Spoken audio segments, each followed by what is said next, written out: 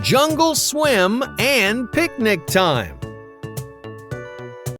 It is another warm and sunny day in the jungle. The animals are relaxing by the glorious waterfall.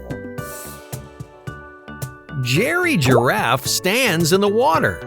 The monkey swings from the branches and dives in. Everyone is having a fabulous time in the water, especially Holly Hippo. Ooh, I could splash and swim forever!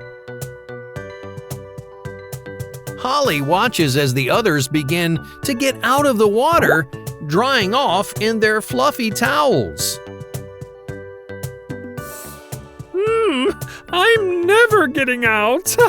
I'll splash and swim forever. But it's time to eat, Holly's mom reminds her.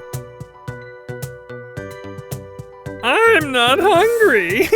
I just want to swim, says Holly, but soon her belly starts rumbling.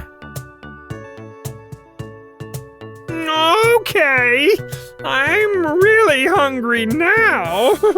I'll just grab a quick bite, Holly says.